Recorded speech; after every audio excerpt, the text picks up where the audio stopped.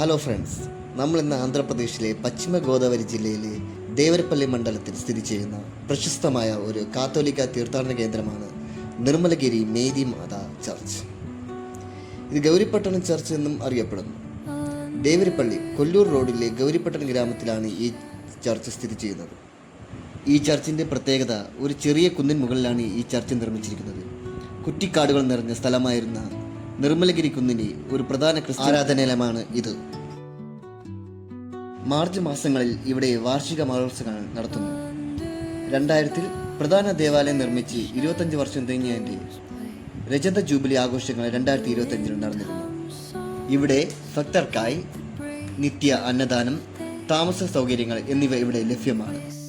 మనం చూస్తున్నది ఆంధ్రప్రదేశంలోని పశ్చిమ గోదావరి జిల్లా కొవ్వూరికి 15 కిలోమీటర్ల దూరంలో ఉన్న గౌరీపట్నం నిర్మలగిరి కొండ.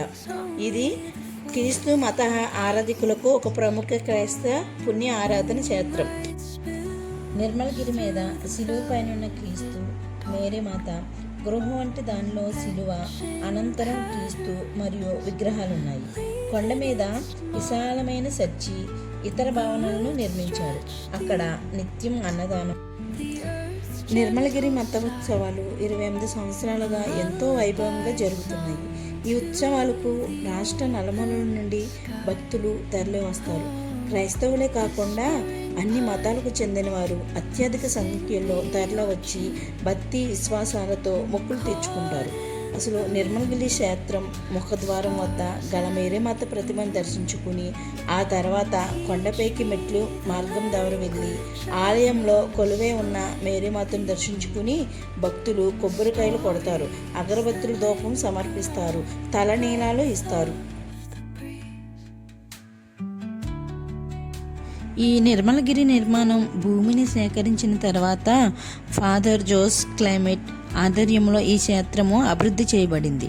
అసలు యాక్చువల్లీ ఇది ప్రాముఖ్యత ఏంటంటే, ఈ చర్చి చాలా పెద్దదిగా అందంగా ఉంటుంది.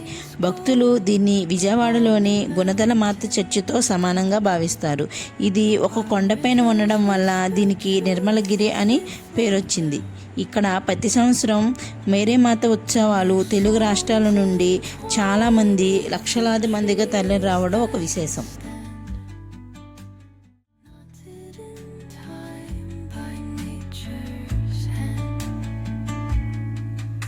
Each echoing step on the forest floor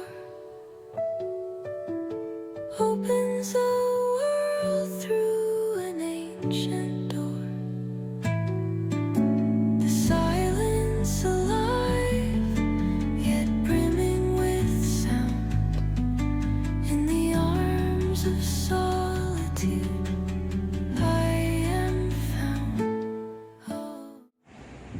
కొండపైకి వెళ్ళే మెట్ల మార్గంలో భక్తులు రాళ్ళను పేర్చి తమ కోరికలు కోరుకుంటారు.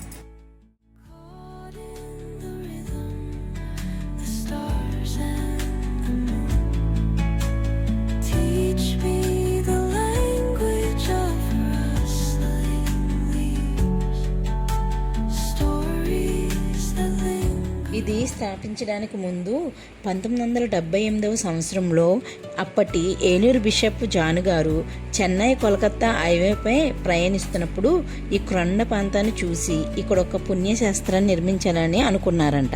ఆయన ఈ పుణ్యశాస్త్రాన్ని నిర్మించారు.